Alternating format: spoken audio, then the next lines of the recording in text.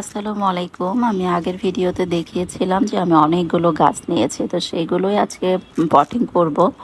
তো পটিং করতে করতে আমি কিভাবে পটিং করি সেটাও দেখাবো, এবং পটিং করতে করতে এবং আপনাদের সাথে একটা ছোট্ট গল্প আমি শেয়ার করব। আশা করি সবাই গল্প পুরোটা শুনবেন। ভালো লাগলে লাইক কমেন্ট করে সাথে থাকবেন। তো একটা অনেক বড় কোম্পানিতে হঠাৎ করে ব্যবসার খুব লোকসান করে বসলো। এক দুপুরে সেই কোম্পানির কর্মচারীরা বাইরে ক্যান্টিনে লাঞ্চ করে ফেরার সময় অফিসের প্রবেশ মুখে একটি নোটিশ দেখতে পেল। নোটিশে লেখা ছিল, আমাদের কোম্পানির লোকসানের জন্য যে ব্যক্তিটি দায়ী সে গতকাল মারা গেছে। সেমিনার রুমে একটি কফিনে তার লাশ রাখা হয়েছে। যে কেউ তা দেখতে চাইলে আমন্ত্রিত। একজন সহকর্মীর মৃত্যুর খবর শুনে প্রথমে লোকেরা দুঃখ পেল, তবে তারা কৌতূহল হয়ে উঠল এই ভেবে যে আসলে কে হতে পারে সেই ব্যক্তি। তারা সবাই সেমিনার রুমে এসে একত্রিত হলো। সবাই ভাবতে লাগলো, আসলে কে ছিল যে আমাদের সাফল্যের পথে বাধা হয়ে দাঁড়িয়েছিল। তবে সে যেই হোক, এখন অন্তত সে আর বেঁচে নেই।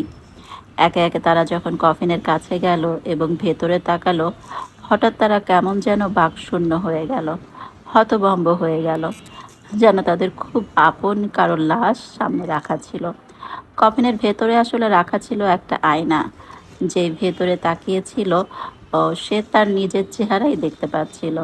আয়নার একপাশে একটা কাগজে লেখা ছিল, তোমার সাফল্যের পথে বাধা দিতে সক্ষম শুধুমাত্র একজনই আছে গোটা পৃথিবীতে, আর সে হচ্ছে তুমি নিজে। তুমি সেই ব্যক্তি যে তোমার জীবনের পরিবর্তন আনতে পারো, তোমাকে খুশি করতে পারো, তোমাকে সাহায্য করতে পারো, সুখী করতে পারো।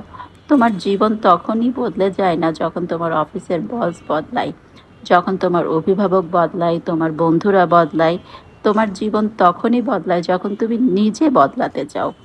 তোমার সক্ষমতা সম্পর্কে তোমার নিজের বিশ্বাসের সীমাটা যখন তুমি অতিক্রম করতে পারো, শুধু তখনই তোমার জীবন বদলায়, পূরণ হয় জীবনের লক্ষ্যগুলো। নিজের আলোকে নিজের আলোয় আলোকিত করো তোমার চারপাশ। কেমন লাগলো বন্ধুরা গল্পটা? আর গল্পটা থেকে কি শিখলেন, আপনারা কি বুঝলেন, অবশ্যই আমাকে জানিয়ে যাবেন কমেন্টে। তো গল্পটা করতে করতে আসলে দেখেন আমি প্রত্যেকটা টবে মাটি ভরেও ফেলেছি, মাটি ভরে গাছও লাগিয়ে ফেলেছি। আমি একটু বলি, আমি টবের নিচে প্রথমে দিয়েছিলাম ডিমের খোলা, যেটাতে পানি নিষ্কাশনের জন্য একটু কাজে লাগে। তারপরে দিয়েছি কিছু কিচেন ওয়েস্ট, পেঁয়াজের খোলা। আমি শুকনোটাই দিই, আমি পচনশীল আসলে ভেজা মানে ওয়েট কিছু আমি দিই না, যাতে গাছের শিকড়ের ক্ষতি না করে। তো পেঁয়াজের খোলাটাই দেওয়ার চেষ্টা করি, ওটা শুকনো থাকে এবং আস্তে আস্তে সেটা পচে একটা জৈব সার তৈরি হয়। তারপরে এই যে সবগুলো লাগিয়ে দিলাম। এই ছিল আমার আজকের ভিডিও। কেমন লাগলো অবশ্যই কমেন্টে জানিয়ে যাবেন। ভালো থাকবেন সবাই। আর ভিডিওটি ভালো লাগলে অবশ্যই লাইক কমেন্ট শেয়ার করে আমার পাশে থাকবেন।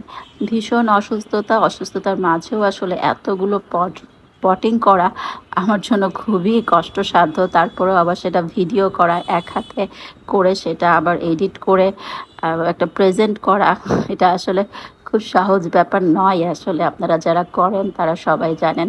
ভালো থাকবেন সবাই। Thank you for watching.